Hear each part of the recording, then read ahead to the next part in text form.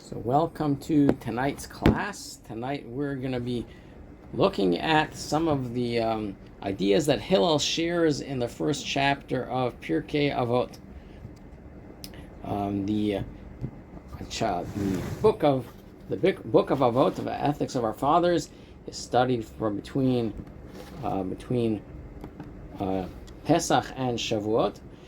Between Pesach and Shavuos. One of the reasons for that is because it has 6 chapters, and the final one of which speaks all about the giving, all about the Torah and the different qualities the Torah has and unique specialties all about the Torah. There are many that have a custom of continuing to study Pirkei Avot, the ethics of our fathers, throughout the entire summer months, from Shavuos all the way through to Rosh Hashanah. So we're not going to be doing this every week, but this week we're going to focus on the first chapter of Pirkei Avot, and more specifically on a few of the unique statements that Hillel made in Pirkei Avot. So let's jump right into it. Here, oops, there. For us, it's all about love. So the Alter Rebbe, the first Chabad Rebbe, he writes in his Siddur regarding the study of Pirkei Avot on Shabbat afternoons, that some follow this practice throughout all the Shabbats of the summer. So the Alter Rebbe writes it there, and it's written in other places that some have the custom of studying the chapters of Pirkei Avot throughout the summer months. We study one chapter a week till we conclude it, the 6th chapter, and then we start all over again from the beginning and repeat it a number of times till we come to Rosh Hashanah. If we don't have enough weeks to conclude it the final time, we bunch together a couple of chapters at a time in order that we finish it one final time before Rosh Hashanah. So continuing here in the second paragraph, indeed, our Rebbes followed the custom of studying Pirkei Avot on every Shabbat of the summer. Since they did so openly and publicly, it is clear that the practice of studying Pirkei Avot throughout all the Shabbats of the summer is not limited only to select individuals. Rather, anyone who wishes can be among those that, quote-unquote, some follow this practice of studying Pirkei Avot all of the Shabbats of the summer months. So there are certain practices that are considered extra special practices that are reserved for those that are of a higher stature. For example, there are some tzaddikim, some righteous people throughout the Jewish history that have put, instead of putting on one pair of tefillin every day, they put on 4 pairs of tefillin to satisfy more of the different opinions of how the parchments should be located inside the tefillin boxes. But that's not a custom that's widely practiced. It was only exclusive for those that were holding by a higher spiritual level that followed that custom.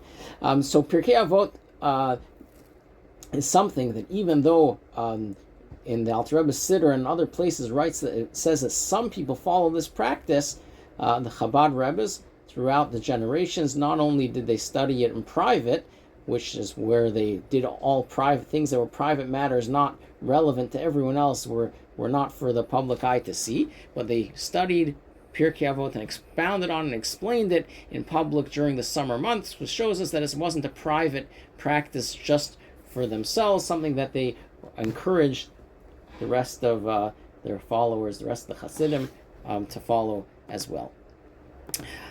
On this Shabbat, the Shabbat following Shavuot, the study of Pirkei Avot begins again from the start with the first chapter. In this chapter, Hillel's teaching regarding love for one's fellow Jew appears. So we have a number of teachings from Hillel. There's 3 Mishnahs that have teachings from Hillel in this chapter. The first of which is the Mishnah 12. The 12th Mishnah, Hillel said, "Be among the students of Aaron, love peace and pursue peace, love the creations and draw them closer to the Torah." So let's look at the commentaries. Here the verse. It's the Mishnah itself. Pirkei Avot says that Hillel and Shammai received from them. So throughout the first chapter, Pirkei Avot, there's a number of pairs called zugot, the pairs of leaders of the Jewish people. Prior to Hillel, was Shmaya and Avtalion were their teachers, and Hillel and Shammai received from Shmaya and Avtalion. Hillel said, "Be among the students of Aaron, love peace and pursue peace, love the creations and draw them closer to Torah." One of the main commentaries on the Mishnah is the Bar Tanura, and he explains as follows: that in Avot the Rabbi Natan explains how Aaron expressed his love for peace. So how did Aaron create peace between people? When Aaron observed people quarreling, when Aaron saw people arguing, he would approach each one without their fellow's knowledge. And he would tell them, "Look, your friend is very regretful and beating himself up over what happened." Aaron would say, "He asked me to approach you for forgiveness." Then, when the friends would meet up, they would embrace. So he would go to each of them and tell them, "Your friend really wants to make up with you. He's really regretful over the argument that took place, and he really wants to make up." And because they both thought that the other one wanted to make up, when they met each other the next time, they would embrace, and the argument was resolved. They'd become friends again. So it wasn't exactly 100% the truth, but that's what each person deep down really wants, to love each other. So he would go around. This is how he would create peace with people.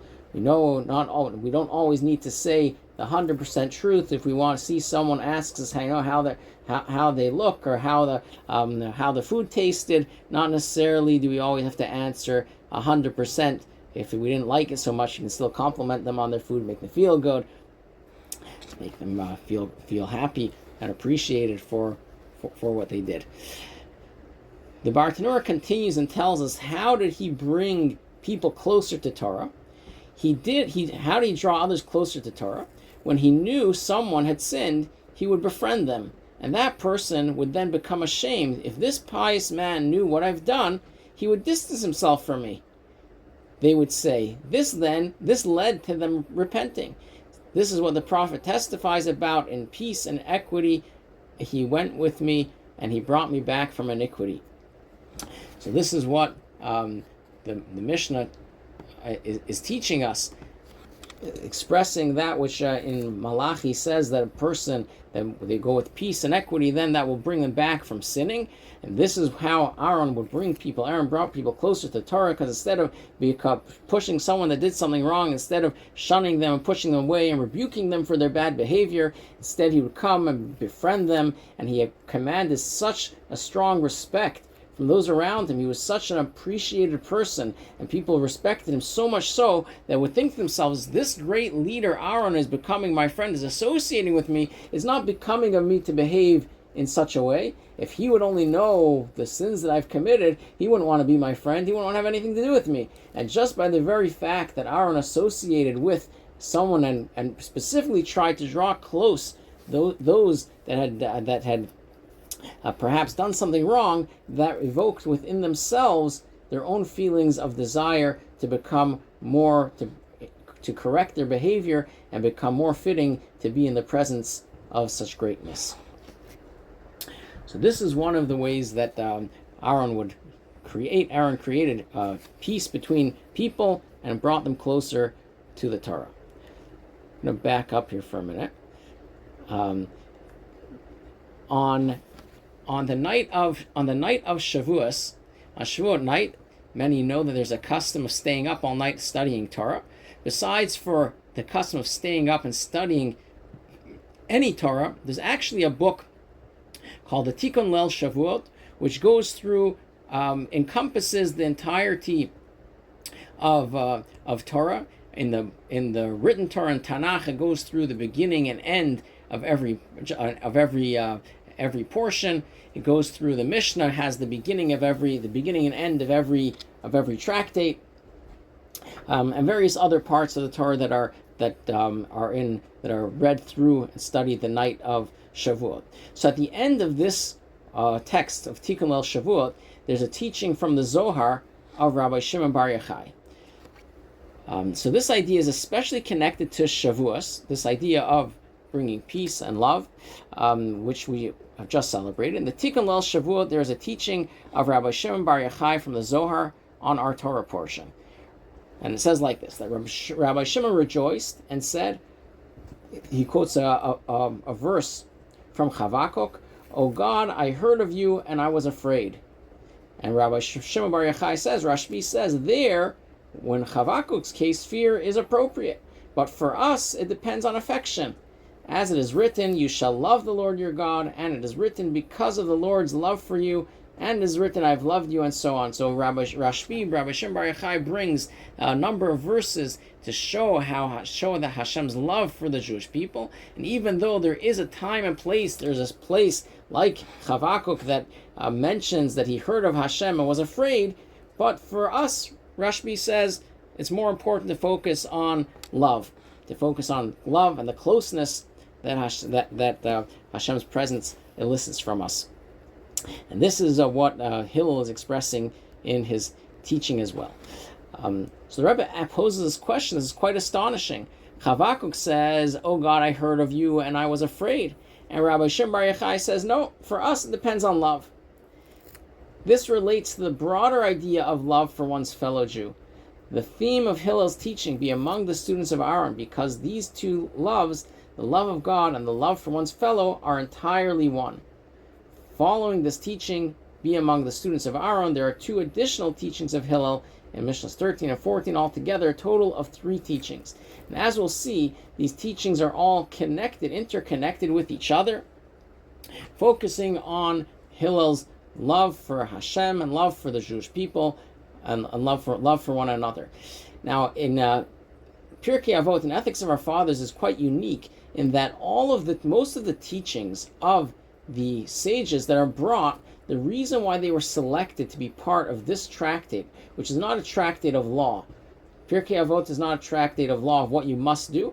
It's called Milsa de Chasidusa. It's called the laws of a chassid, of someone that wants to go beyond the letter of the law, wants to do more than their actual requirement, should follow these teachings. And many of the teachings brought mentioned by specific sages is because those teachings encompass and share with us what that sage was all about, what did he represent, and how he lived his life. There's something very significant about the teachings that are taught by the various sages mentioned in Pirkei Avot. So now let's go back to the second teaching from Hillel. This is in Mishnah number 13. And for those of you that read the Hebrew, you'll see Hu haya omer nagad shma avad shmei. This is actually not Hebrew, which is again quite unique that it's not in Hebrew. This is in Aramaic. This Mishnah is written in Aramaic. So, which means in the English, he would also say, one who advances his name destroys his name. We'll soon see the Bartanura's explanation. One who does not increase diminishes. So he tries to build his name up. It will only cause his name to be destroyed. If someone does not increase, it will cause him to be diminished. One who does not teach is deserving of death, and one who makes personal use of the crown of Torah shall perish. So what does that mean? According to the Bartanura, explains that one who advances his name, what does it mean that he advances his name? A person who extends his name far by way of authority and lordship will quickly lose his name, since lordship buries those who have it. Someone that's constantly trying to gain authority and trying to gain influence over other people because he enjoys being in a place of authority and leadership, and therefore whatever position he has, always wants to be in charge of more and more things and more authority and positions. At the end, that's gonna be harmful to his very role as a leader. What is a true leader? Is someone that doesn't want to be in the role of leadership. They're not looking for the honor and pleasure and benefits of being a leader. They're looking to influence to make sure that there's a just and proper society, that people are following the rules of the Torah, teaching that which is necessary, and taking care of the people around us. But the moment that we lose sight of the role in which we're placed in order to help others, and more focusing on doing what's in it for us, what's good for us, then we have a problem. Then he continues and tells us, if he does not increase, what are we speaking about increasing? He's talking about increasing in his study of Torah. If someone doesn't continue to study Torah, it will cause that his study should be diminished. Will cause that his study will be diminished. What they already learned will diminish. I.e., it will be forgotten. Some read this to mean that they will die before their time. So in other words, if a person is not constantly learning, studying more, it's like going up a hill. If we're not climbing up, automatically we're going to fall backwards. So if a person wants to continue learning, the more that we learn, the more that we expand on what we know already. And of course, Torah is interconnected with each other. So the more that we study, the more that it will come back. It will come up things that we have studied in the past, and that will also bring blessing in the previous study that we should remember it. But once we give up study of Torah, not only will we not gain more knowledge, it will be detrimental to that which we studied in the past, and will be easily forgotten. He continues and tells us the last two points that Hillel says. One who does not teach is worthy of death. The Bartanura says, what does it mean he's worthy of death? This is more severe than one who does not add to their studies. Thus they deserve death.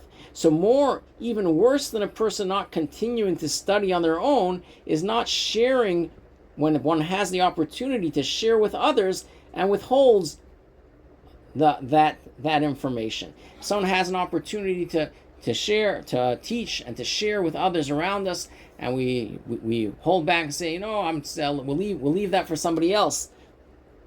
We have an opportunity. As soon as if we know an aleph, we should teach someone else aleph. If we know anything that we know that we're able to influence others around us, it's our opportunity and responsibility to share with others the knowledge that we have. So not putting things into perspective, even more important than increasing our own knowledge is actually sharing with others that which we know already.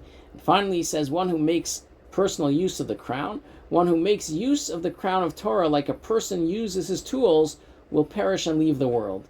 Some explain Taga, a crown, to be the initials of Talmud Gavra Acharina, the student of another man, as it is forbidden to take service from students that are not his students. So the meaning of one who makes personal use of the crown of Torah shall perish, one explanation he says is that if a person is studying and utilizing the Torah in order to he wants to become smarter, elicit more honor from people around him, wants to be more respected, wants to use his Torah as a means to raise money, that he should be supported because he's so smart, and people should therefore support his cause.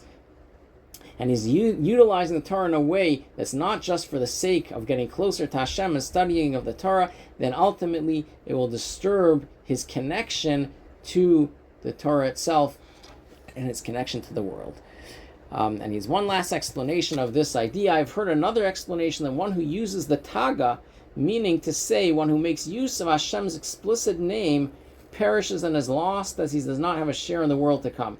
So another explanation of using the crown is referring to the name of Hashem, to one of the names of God. And someone who uses one of the names of God will be lost, will perish, because they will not have a share in the world to come if they don't treat Hashem's name respectfully.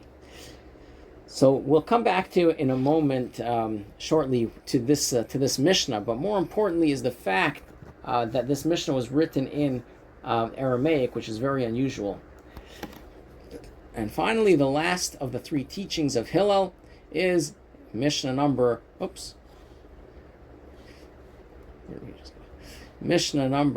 14. He would say, if I am not for myself, who is for me? And when I am for myself, what am I? And if not now, when? The Bartanur's explanation, if I am not for myself, if I do not attain merit for myself, who will attain merit for me? If I'm not going to work for myself, I'm not going to earn my own merits in doing mitzvahs and studying Torah, there's no one else that will gain me merits for me. And then he continues, says, when I'm for myself, then what am I? And even if even if I have attained merit for myself, what is this merit and what is it worth compared to what I am obligated to do? So sometimes we may attain merits, we may do lots of good things, and we think to ourselves, wow, I did accomplish so much, I'm such a great person because I did such great things. People should respect me, and people should treat me in a certain way because of all the great things that I did. And the Mishnah tells us, Hillel is telling us, don't get so excited. There's lots more work to do. This is what you were put in the world to do. This is what you're here to do. If you compare what we've done to what we can accomplish, we'll recognize that it's very humbling. There's plenty more work to do. And if not now, in this world, he says, now, if not now, when? Now is referring to this world. Then when, since after death it is impossible to attain merit any longer. Another explanation of if not now is in the days of the youth, then when, less than the days of old age, I will not succeed.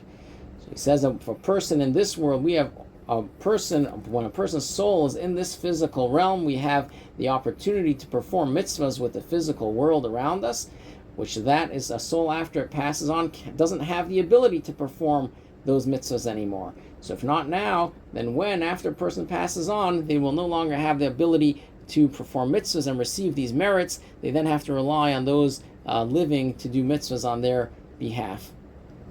Another explanation is, if not now, if in the days of our youth we don't utilize our opportunities, then when? Who knows if when we push it off to a later date, to when we're older, who knows if we'll succeed then? If constantly a person is pushing something off, as the Mishnah says in another place, we should never push off studying Torah, because if a person says, I'm going to study Torah when I have the time, perhaps when I have the time will never arise. We have to make time for it, and then we'll have time for it. So here we have three Mishnahs stated by Hillel. The first one referring to loving peace, going after peace, and bringing people closer to the Torah. The second one, which he says in Aramaic, of chasing a person's a name, chasing a person's honor and position, will not be beneficial for himself. And lastly, he should look for merits, look for opportunities to do mitzvahs in this world. So now let's analyze, we'll look in a little deeper at why it is that this Mishnah, this middle Mishnah, was said specifically in Aramaic and not in Hebrew. These three teachings of Hillel are differentiated from each other. Two of them, the first and the third, are written in Hebrew, while one, the middle one, is written in Aramaic. And the question is, why is this so? Why would it be different, that one, than the rest of them? Now, interestingly, we find one other place in the entire tractate of Avot, of Pirkei Avot, that also has Aramaic teachings instead of the traditional Lashon HaKodesh of Hebrew. Moreover, Hillel's middle teaching, which was written in Aramaic, one who seeks a name loses his name, etc., is not only different from these other two, it differs from all the other Mishnayot in the tractate Avot, which all are written in Hebrew, while only this one teaching is written in Aramaic. So this one teaching, as well as the following two, which we're about to read. The following two were statements said by two people which were referred to not by their actual names, but were referred to in the Mishnah as Ben Bagbag and Ben Heihei. There's one other Mishnah in Avot that is written in Aramaic, which is the teachings of Ben Bagbag and Ben Heihei. And here is the Mishnah of, this is in chapter 5. Ben Bagbag would say, delve into it, into the Torah, for all is in it. See with it, grow old and worn with it, do not budge from it, for there is nothing better. And if you see on the Hebrew side, Ben Bagbag Omer hafochba v'afochba, decholaba, uva techazei, v'siv v'leva, minala sazua, she'en l'chamida tevei menu. So most of that is in Aramaic. And then Ben Heihei says, according to the pain is the gain, l'fom tzara agra, according to the pain is the reward. The more effort that we put in, the more strenuous something is, the more the benefit and the reward from that will be. So this statement of according to the pain is a gain dates all the way back to ben Hehe. Which we'll talk about in a moment why it is that these two people are not referred to by their name, by their actual names, but are called the son of Bagbag and the son of Hehe. There's a simple explanation for why the language of this Mishnah differs from the others in Avot. Ben Bagbag and Ben Hehe were converts. As commentators note, this is hinted to in their names. Ben Hehe alludes to him being considered a son of Abraham and Sarah, to whose names God added the letter He. Likewise, Bagbag has the numerical value of He. So this is referring to when Avram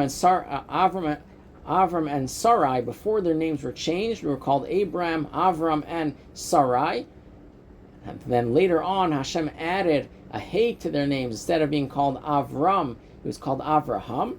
And Sarai, instead of being called Sarai with a Yud at the end, the Yud was switched for the letter He. And of course, we know that He is the letter of Hashem's name. So Hashem put the He of his name into both Avraham and Sarah's names. Now, when a person converts to Judaism, they take on a new identity, they get a new soul, they receive a new Jewish name at that point, and then they're referred to as being a Ben or Bat Avraham and Sarah. Which is why if a convert is called up to the Torah, they're called up their name, the son of Avraham Avinu. So because of that, they were referred to. Ben Hehe was called the son of Hehe, of Avram and Sarah, and Ben Bagbag, in Hebrew, each letter is also a number, and the letters Beis and Gimel, Bet and Gimel, is 2 and 3 respectively. Of course, 2 and 3 is 5, so the numerical value of Bagbag would be the same as putting 2 He's, which He is a number 5. So Hashem added the letter He, which is the number 5, to Avram and Sarah. So Bagbag, the 2 and 3 is 5, and 5 also references to Hashem's name. Why it is that they weren't necessarily called by their original name, there's different reasons for that. Perhaps it's because it was dangerous at that point to become converts. It wasn't like the open society that we have in our part of the world, that someone to convert to whichever religion they want peacefully without repercussion from governments. So perhaps they were trying to was safer for them if their name wasn't publicized, or for other reasons. But nonetheless, they were both converts, and as he continues explaining to us, it follows logically that their first Torah teachings immediately after their conversion would have been said in Aramaic. These teachings were recorded in the Mishnah in that language because one is obligated to repeat a teaching in the language of one's teacher. So the spoken language at the time was Aramaic.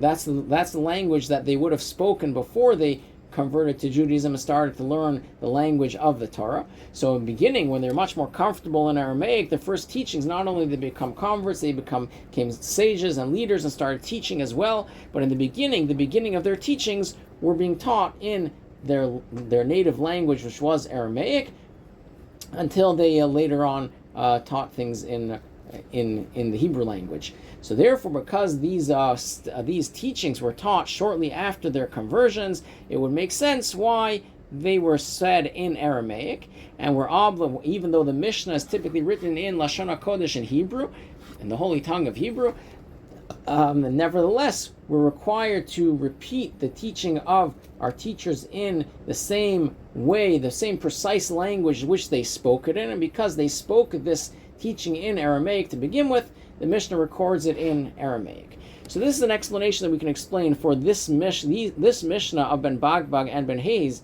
explanation of why they talk in Aramaic. But the question is, how does that help us with Hillel's second teaching, which is in Aramaic? Hillel clearly was not a convert. This explanation does not apply to Hillel. Not only was Hillel not a convert, he was of distinguished lineage from the tribe of Judah and the descendant from King David. He even served as the Nasi, the head of the Sanhedrin. So why was his middle teaching written in Aramaic? So So in order to understand this, we'll have to look a little bit closer at the ideas and how they're presented in the tractate of Avot. The explanation is as follows. The particular teachings chosen to be in tractate Avot are selected from among the many statements of each of the sages. They were specifically selected as they are reflective of significant events and experience in their sages' lives, or because they have some connection with their names and the like. In our case, Hillel's teaching, his first teaching, be among the students of Aaron, love peace and pursue peace, love the creations and draw them closer to Torah, is connected to a story told in the Talmud about Hillel's life. When a non-Jew came to Hillel and asked to be converted on condition that you appoint me to be the high priest, Hillel responded to him with warmth and friendliness. So here is the source in the Talmud of a number of incidents that happened between Shammai and Hillel, which Shammai pushed these people away and Hillel invited them in with open arms. There was an incident involving a Gentile who came before Shammai and said to him, "Convert me on condition that you teach me the entire Torah while I'm standing on one foot." Shammai pushed him away with a builder's measuring stick that he was holding in his hand. The same Gentile comes before Hillel. Hillel converted him and said to him, "That which is hateful to you, do not do to another." This is the entire Torah, and the rest is commentary. Now go and study. You want the Torah on one foot? Don't do that which is hateful to you. Don't do to others. That's the whole thing. The rest of it is commentary. So go study, come back, and once you know it all, we can move. we can move along. Was Shammai wrong by kicking the fellow out? It's a different perspective. Someone comes and has conditions. He wants him to do a trick. Give him the easy route. So Hillel tells him, "You want the easy route? I'll give it to you. Here's it in a nutshell. Now you got to do the homework. When you're done, come back."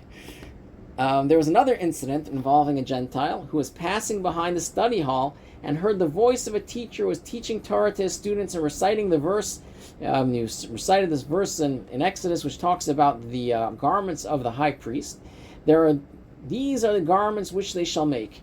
They shall make the breastplate, an ephod, and a robe, a tunic of checkered work, and a girdle, all the different garments that the Kohen Gadol needed to wear. The Gentile overheard them describing these beautiful clothing that they're making, that need to be prepared for the high priest, and he comes in and he asks them, "Who are these garments designated for?" The student said to him, "They're designated for the high priest." The Gentile said to himself, "I will go and convert so that they will install me as the high priest." So that's pretty good incentive to become Jewish. He wants to wear, not only wants to wear such beautiful clothing, but he thinks he's going to get elected to be the Kohen Gadol, not just a regular Kohen, but the Kohen Gadol. He's going to be the high priest. So he's going to convert in order to wear these beautiful clothing and serve as the high priest. He came before Shammai and said to him, "Convert me on condition that you install me as the high priest." As expected, Shammai pushed him away with the measuring stick he was holding in his hand. What kind of nonsense is this? He wants to become a Kohen. He not only wants to become a Kohen, he wants to become a Kohen Gadol. As we know, nobody can become a Kohen unless your father was a Kohen and grandfather was a Kohen. Then the person can be the Kohen himself. But that's the only way of being a Kohen. Yet he comes before Hillel, and Hillel converted him. Hillel accepted him. Hillel said to the convert, so he converts him, he teaches him the Torah, teaches him what he needs to know. He converts him and he tells him, "Is it not the way of the world that only one who knows the protocols of royalty is appointed king? Go and learn the royal protocols by engaging in Torah study. You want to be the high priest, you want to get this royal position, go study what it takes, learn what it's going to be. You can't just become a ruler or be brought into royalty without knowing the rules, without knowing the protocol of what's supposed to happen. You want to know how the high priest should behave and what he should do? Go study." Of course, he went and read the Bible. He went and studied the Torah.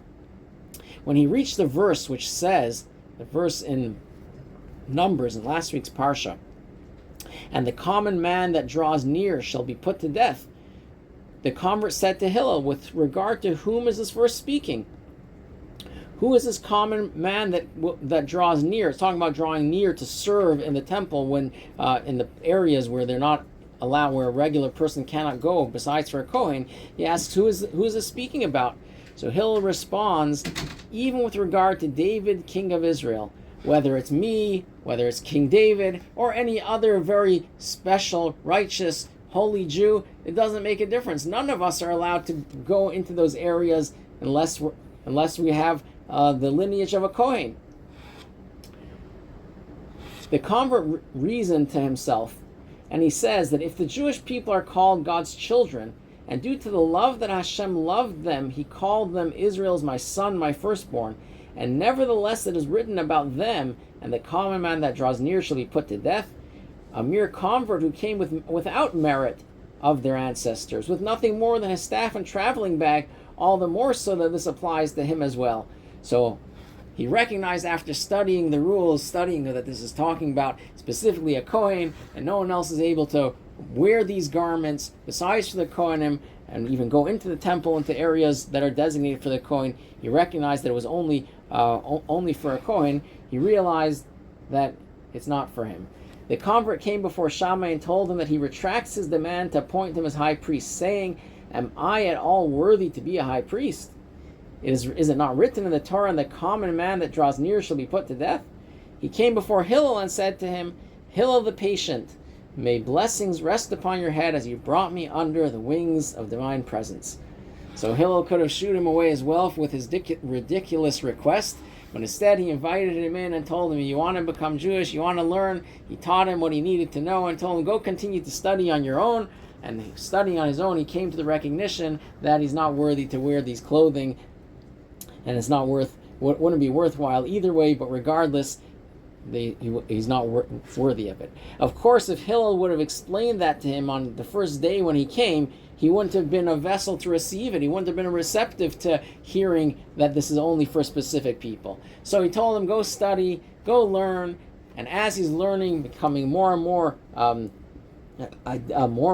understanding of the Torah, what Hashem wants from him, what Hashem wants from people, he recognizes that he's not worthy of it and let it slide. In the meantime, he's very thankful to Hillel for his patience and foresight that allowed him to be brought under the wings of the divine presence and become part of the Jewish people. Oops. So now going back to tying this into the first teaching of Hillel that we learned, this is the meaning of the love of creations and draw them closer to Torah. Hillel used the word beriot when he said that he should be like Aaron, love peace and pursue peace and run after peace, and love the creations and bring them closer to Torah. It doesn't say love your fellow Jew. It says love the creations, love all people, connoting people who possess no apparent virtue other than being God's creations. It could be a person that their only virtue that they have is the fact that God created them. Other than that, they seem to be pretty rotten inside. Nevertheless, Hillel says we should love all people that are creations of Hashem and draw them close. In our context, this refers even to a person who had not yet converted, and even a person as this fellow that came and thought that he wanted to be a high priest, which obviously shows how little he knew.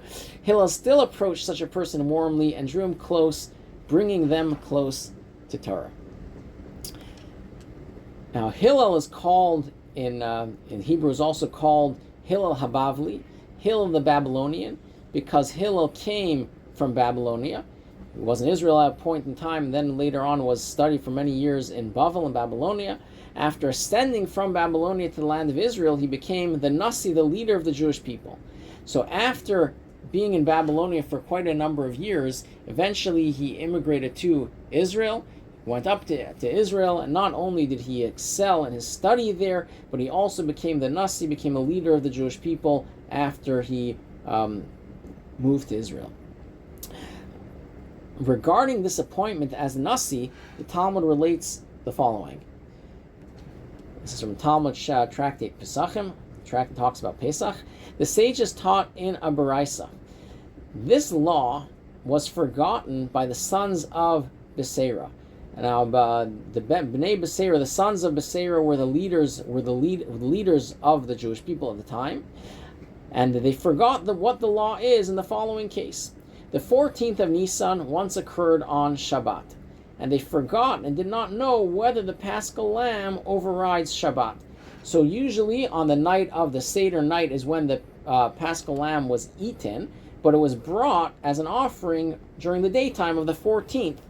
Pesach is on, and the night of the Seder is the 15th, the night of the 15th, and during the day of the 14th is when the Paschal offering, the Pesach lamb, was offered. All the Jews would come to the Beit HaMikdash and bring their Pesach offering, and then take it home. A small piece of it was brought on the altar, and the rest of it was taken home to eat at their Seder.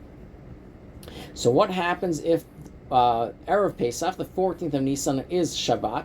Generally, the rule is that we can only bring communal offerings on Shabbat, the ones that are brought every single day on a daily basis, or the additional Musaf offerings specific for Shabbat can be brought. But personal offerings, if a person wanted to bring a sin offering or bring an offering, offering of a gift that he had promised to bring as he pledged to bring offerings of his own volition, those personal offerings cannot be brought on Shabbat. So they we're asking what happens about the Pesach offering. On one hand, it's a personal, every person is bringing their own. On the other hand, it's designated for a specific time of the year, a specific date on the calendar, unlike all other personal offerings. So is it like the communal offerings that could be brought on Shabbat, or it's like the personal offerings that don't push off Shabbat? Because of slaughtering and all the other things, many of the other jobs associated with an offering would violate Shabbos unless the Torah tells us that this sacrifice overrides Shabbos. They forgot and did not know whether the Paschal lamb overrides Shabbat, so they didn't know what to do. So the children of Beseras, the Ben Beseras, said, "Is there any person who knows whether the Paschal lamb overrides Shabbat or not?" People said to them, "There's a certain man in Jerusalem who came up from Babylonia. He's named Hillel the Babylonian. At one point, he served the two most eminent scholars of the generation, Shmaya and Avtalion, the leaders of the previous generation. He certainly knows whether the Paschal lamb overrides Shabbat or not. If he studied at the feet of such great leaders, and he must be that he, at some point, during their time, that time that he was around them, certainly at some point Shabbat would have been Erev Pesach, the day to bring the Pesach offering, and perhaps he knows what the answer is." The sons of Beseras sent messengers and called for him. They said to him, "Do you know whether or not the Paschal lamb overrides Shabbat or not?" So Hillel responds, he said to them, "Do we only have one Paschal lamb during the year that overrides Shabbat? Don't we have many more than 200 Paschal lambs during the year?" Which he meant, i.e. sacrifices that override Shabbat. So there's many sacrifices that override Shabbat when they're supposed to be brought on a specific date. All the offerings of the holidays, the Tmidim, the offerings that are brought in the morning and the evening on a daily basis. So he was responding that this is just like those offerings override Shabbat, so too this Pesach offering also overrides Shabbos, and you're allowed to bring the Pesach offering. After Hillel brought these proofs and answered their question, they immediately seated him at the head and appointed him Nasi over them. So they gave up their position and said, Hillel is the guy that he knows should take over our position of leader. And he expounded the laws of Passover that entire day. In the course of his teaching, he began rebuking them. Immediately after the first day that he's teaching, he's leading the people and is spending time teaching laws of Passover. What happens the very same day? He starts rebuking the children of Beseir. He says to them, "What caused this to happen to you, that you should forget this teaching? That I should come up from Babylonia and become Nasi over you?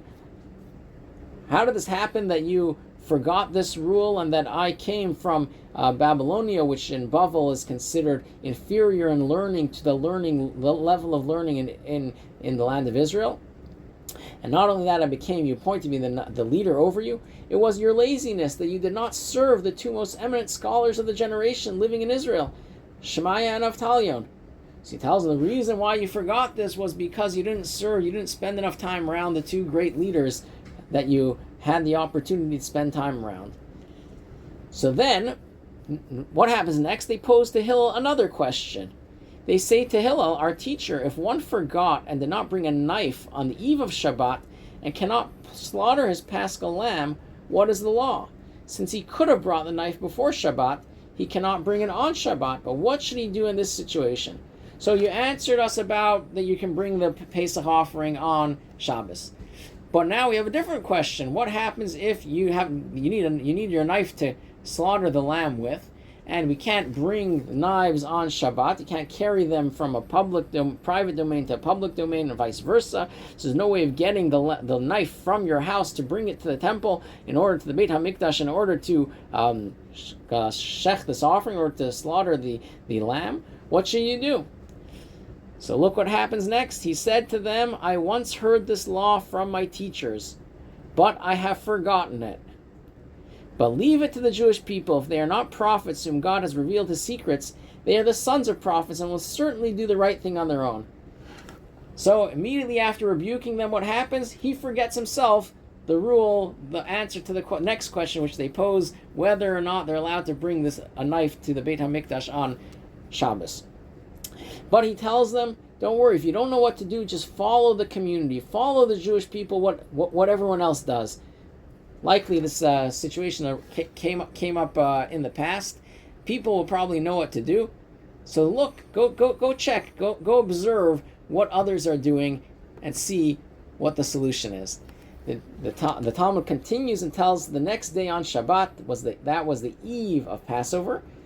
One whose paschal offering was a lamb took the knife and stuck it in its wool, and one whose paschal offering was a goat, which does not have wool, stuck it between its horns. So they balanced, instead of them carrying the knife themselves, they balanced in the animal. They put the knife inside the wool of the lamb, or between the horns of the goat, and the animal carried on its own. That way the person's not violating Shabbos. He puts it on the animal, and the animal is carrying it on his own.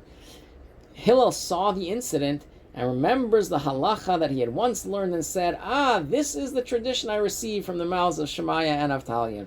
So he says exactly this that you saw people are doing. They're putting the knife on the wool of the coat of the lamb and between the horns of the goat. That's what I learned from Shemaiah and Avtalion. So here he rebuked them for them forgetting a rule, them forgetting a halacha. And immediately that very same day he forgets a halacha himself. He forgets what the rule is, tells him go see what everyone's doing. And when he's reminded that this is what they did, he remembered that that's actually what he himself learned from Shemaiah and Avtalion. Hillel displayed a measure of pride towards the Bnei B'Terah. So a measure of pride over the children of Beseira, which were the leaders before him. This was certainly not arrogance in the full sense, God forbid, but in a subtle form, a result of him feeling the greatness of the merit he had brought the Jewish people by enabling them to offer the Passover sacrifice. As a result, he was punished by forgetting a law. So the Rebbe explains to us that he forgot it. Comes full circle. That he wasn't expressing, he wasn't trying to boast that he knows more than others, but there was a subtle sense of superiority and pride that he was able to allow them to bring the Pesach offering. If not for him being around, they wouldn't have known if they were allowed to bring the offering that day or not, because it was Shabbos, and probably they wouldn't have ended up bringing it out of caution. And now he was, because he was there, they were allowed them to bring this offering, and because of that, he was appointed. They then appointed him to be the leader. But that itself elicited a subtle sense of pride towards the others, which in turn caused him to forget the next law which they asked him. Two contrasting qualities coexisted within Hillel. On the one hand, he had complete mastery over Torah, which led to his appointment as Nasi. As a leader, this mastery is attained through the attitude of, may my soul be like dust to all. Self-effacement. So the way that he became the leader, the Nasi to begin with, and the way that he studied his mastery over Torah was because he was humble, and his humility, recognizing that everything he had comes from Hashem, and he's just like the dust of the earth which people trample on. He makes himself a person which is accessible to all that want to come and study from him, and having that humility to to connect to the Torah and share it with others. This is one quality. On the other hand, he had a subtle sense of pride over the Bnei Beseira, which stemmed from the fact that he came from Babylonia, from Bavel, which Babylonia in Hebrew, the word Bavel is related to the word Balal, which means a mixture, confusion. This reflects the nature of the Torah study in Babylonia. As the sages said, he has made me dwell in darkness, where the truth is not immediately visible. This results in extensive debate and back and forth argumentation, requiring tremendous effort to arrive at a clear conclusion. The difference between the study in Bavel and Babylonia in the Talmud Bavli, the Babylonian Talmud has so much conversation, so much discussion and debate, it's difficult to even come to understand what the conclusion of the arguments are. We have to go to the Shulchan Aruch, which comes and takes from the Talmud what the final conclusions are. Whereas in the Talmud Yerushalmi, the Jerusalem Talmud, everything is much more concise and clear and much shorter and less debated. And the sages compared the study in Bavel, the study in Babylonia, to walking in darkness, where you just have to, where you know there's a room, but you're not even sure if there's an opening. It might be a door, it might be a pit. You can't really see what it is. You have to touch around, tap around, try to work your way through it till you come to the conclusion. Whereas if you just turn on the lights, you'll see everything clear. That's the difference of the study of the sages in Bavel and Babylonia versus the sages, the method of studying in Israel. So because he was from Bavel, he had this mixed up, had this small mixture, confusion, and this sense of pride that he was coming from a lower level of studying, yet was still appointed the leader over the people in Israel. The fact that Jewish law follows the Babylonian Talmud, despite its association with darkness, is connected with the phrase, he has made me dwell. In Hebrew, it's b'machashakim hoshivani. He made me dwell in darkness. We settle in Babylonia even though a Jew's actual place as a holy nation is in the Holy Land, and bring the divine presence there as well. Through this, the advantage of light emerging from darkness is achieved, paralleling the broader idea of creating a dwelling place for Hashem, for God, specifically within the lowest realms. So it's true that in Bavel and Babylonia, the method of learning is at a lower level, yet at the same point in time, when there's an argument, when there's a difference of opinions between the Babylonian Talmud and the Jerusalem Talmud and the Israeli Talmud, the halacha rules that we follow the Babylonian Talmud. And the reason is because even though they have to work harder to reach the conclusion, specifically by working harder and working through all the different possible options, we come to a clearer insight at the end. And in our service of Hashem, that represents, in our serving Hashem, that represents, it's not just staying in a place that's holy and pure, not just staying in a synagogue and praying and studying all day, but it's going out into the world around us in a place where there is darkness and bringing the light of Hashem, bringing the message of the Torah to all those around us as well. In our context, when one is in the land of Israel, a land upon which the eyes of the Lord your God are constantly fixed, there's less need to warn against pride. But when one is in Babylonia in a state of he has made me dwell in darkness, the darkness itself makes such warnings necessary. Following the episode mentioned above in Hillel's life, Hillel's saying, one who seeks a name, loses his name, serves as a warning against pride, as will be explained below. This is why it was specifically stated in Aramaic, because this warning is especially necessary in Babylonia.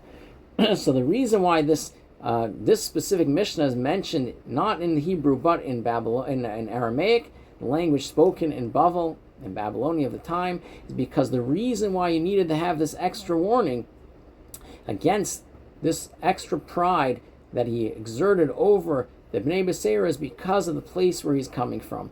In the land of Israel, the state of holiness, it was much more present, much more revealed, and therefore when a place where the eyes of Hashem are constantly fixed there, constantly feel Hashem's presence, it's less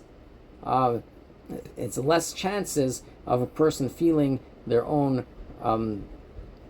superiority over other people. And therefore it was because of his state of coming from Bavel, coming from Babylonia, coming from a place where you don't see everything so clearly, that this extra special warning was necessary, and Hillel teaches it because of the episode that we just discussed, that he forgot a halach, he forgot a rule because he displayed that pride over other people, that he then teaches and warns others they shouldn't make the same mistake as him. And he says specifically in Aramaic to recognize that this is specifically necessary when we have a darkness around us, when we don't see the revelation of godliness around us, we're not living in such a holy state, in such a holy place, then especially we need to be reminded of this particular warning.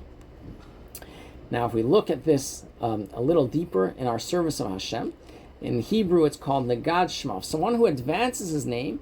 The Aramaic word here used here for advancing, negad, can imply drawing downward or descending.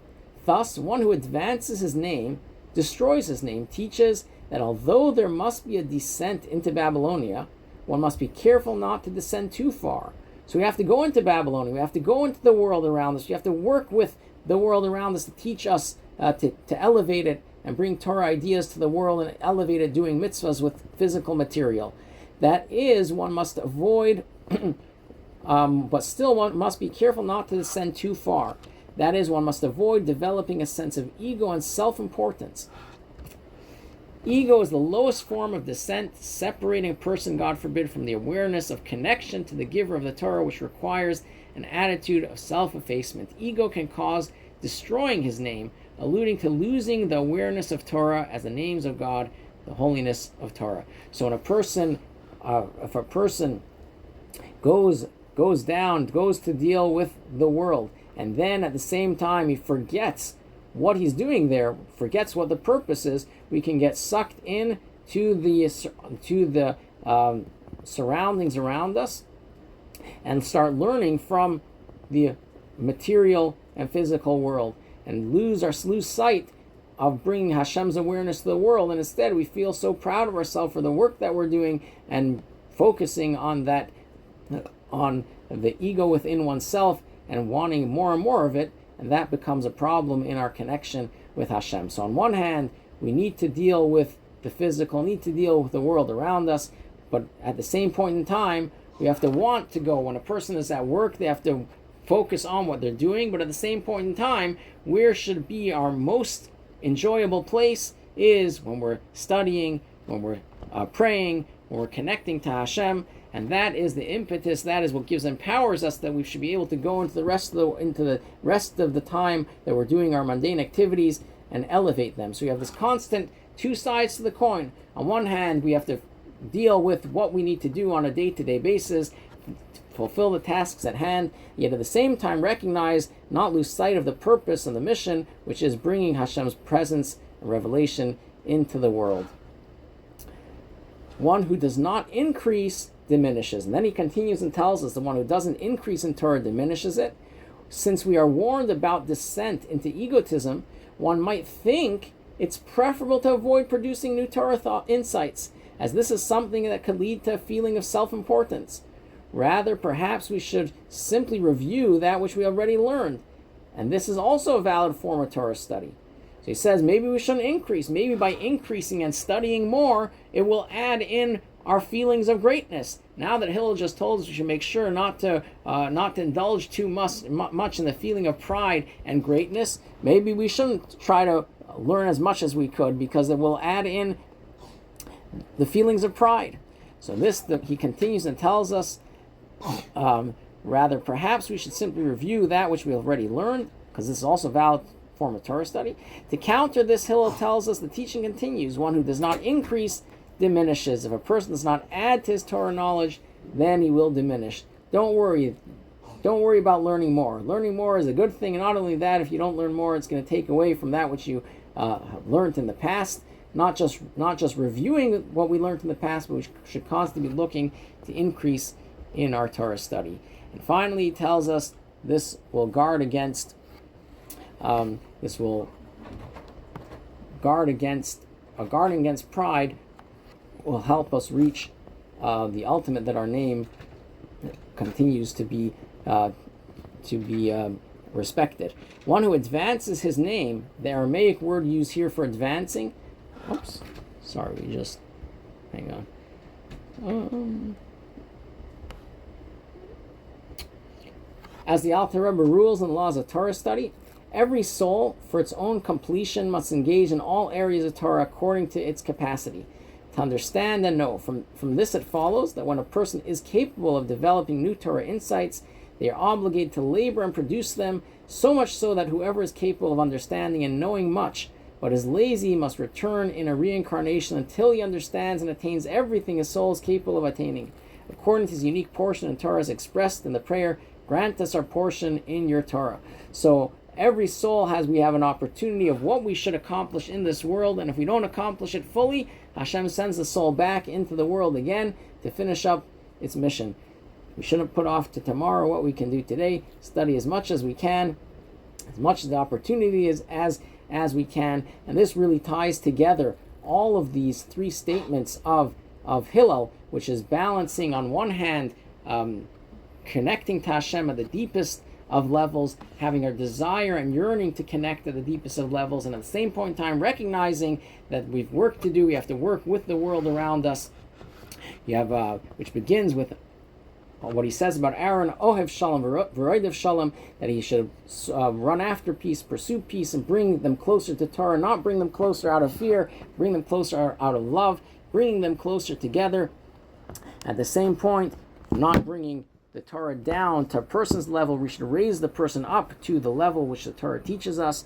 How does a person keep their name intact, and why does Hillel give this warning in Aramaic? Because specifically when we are influenced by outside surroundings and don't see the revelation of godliness so present, we may be pulled to build our ego instead of focusing on the task at hand, and therefore it's so important to focus and recognize on Hashem that gave us the Torah and the mitzvahs, and not lose sight of what we're really accomplishing.